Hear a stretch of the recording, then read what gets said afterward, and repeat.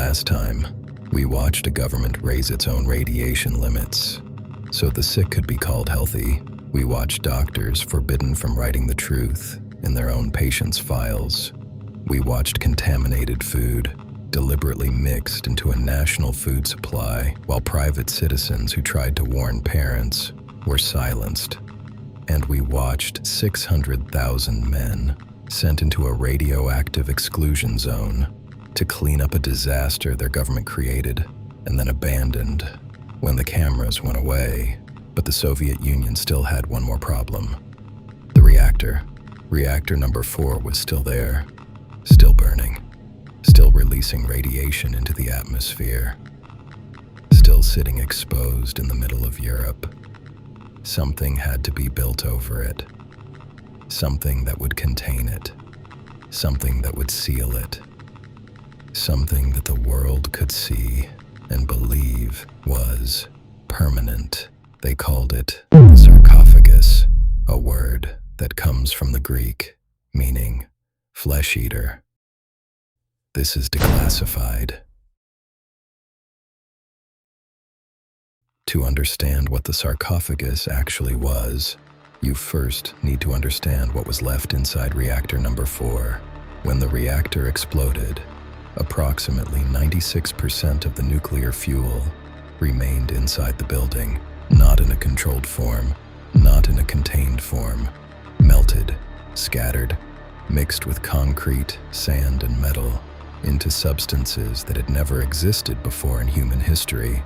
Scientists who later entered the reactor discovered formations they had no name for. One of them, a glassy black mass of melted nuclear fuel mixed with concrete, was eventually called the elephant's foot. In 1986, standing near the elephant's foot for just 5 minutes would give you a lethal radiation dose.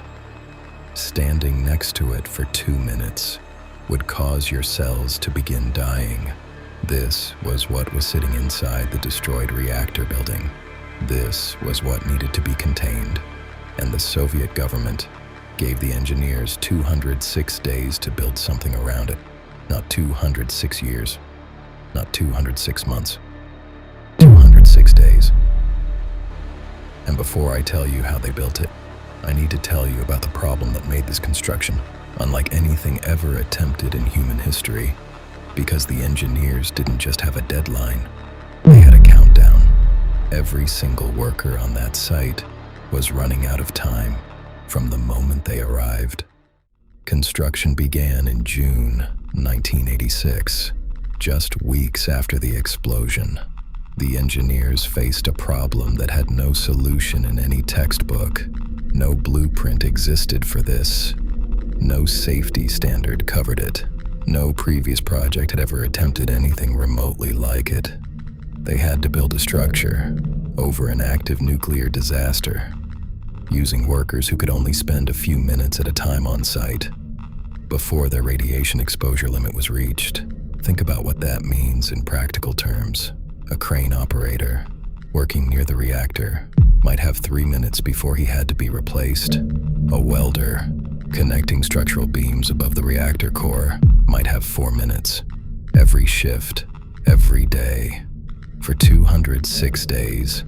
The structure itself was assembled using enormous prefabricated panels because workers could not spend enough time near the reactor to construct it piece by piece. Some sections of the sarcophagus were never properly welded, not because the engineers were careless, but because the radiation dose required to complete the weld would have killed the worker before the job was done. So they left gaps. Classified engineering assessments confirm that the sarcophagus was constructed with thousands of square meters of gaps and cracks, openings through which radioactive dust and radioactive water continued to escape. The workers who built it, the engineers who designed it, the government officials who approved it knew this, and it was built anyway. But here's what makes this even harder to accept. It was not just the workers who knew the sarcophagus was inadequate. The engineers who designed it put it in writing in a classified report that the government buried. There is a still there. Inside the sarcophagus today, there are an estimated 200 tons of melted nuclear fuel, not contained in any vessel, not secured in any recognized storage system, simply there, sitting inside a deteriorating concrete shell, in various forms, some of it still not fully mapped. Scientists have explored the interior using robots. The radiation levels in some areas are still so high that sending a human being in would be a death sentence. The elephant's foot, the glassy mass of melted nuclear fuel we discussed earlier, is still there, still radioactive, still decaying, and expected to remain dangerous for approximately 100,000 years. Let that number settle. 100,000 years. The entirety of recorded human history is approximately 5,000 years. The sarcophagus contains material that will remain lethally dangerous for 20 times that length. And we built a concrete shell around it in 206 days. A shell that the engineers themselves gave 30 years. So eventually, the world had to respond. 45 nations came together, 1.5 billion euros were raised, and they built something extraordinary, the largest movable structure in human history. But when I tell you how long it is designed to last, you will understand why the story is far from over. By the 2000s, it was clear that something had to be done. The international community, led by the European Bank for Reconstruction and Development, began funding a new structure, a structure designed to slide over the original sarcophagus and contain it properly. It was called the New Safe Confinement, the largest movable structure ever built by human beings, 109 meters tall, 162 meters wide, 257 meters long, built on rails, approximately 180 meters away from the reactor, so that workers constructing it would receive lower radiation doses.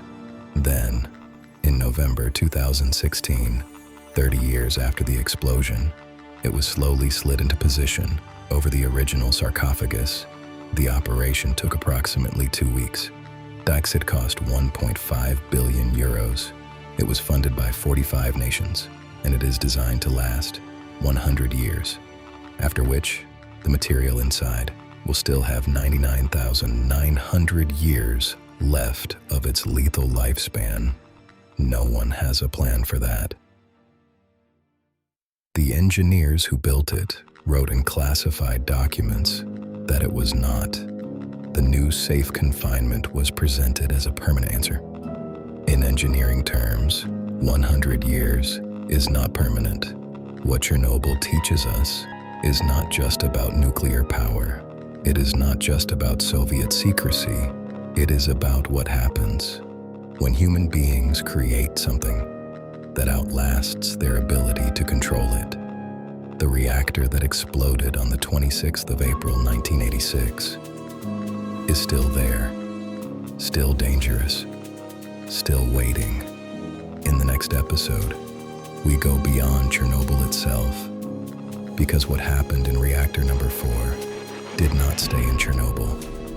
The radiation traveled across borders, over oceans, into soil, into water, into bodies. Governments across Europe knew. Some told their people, some made a different choice, and the documents that prove what those governments knew and when they knew were classified.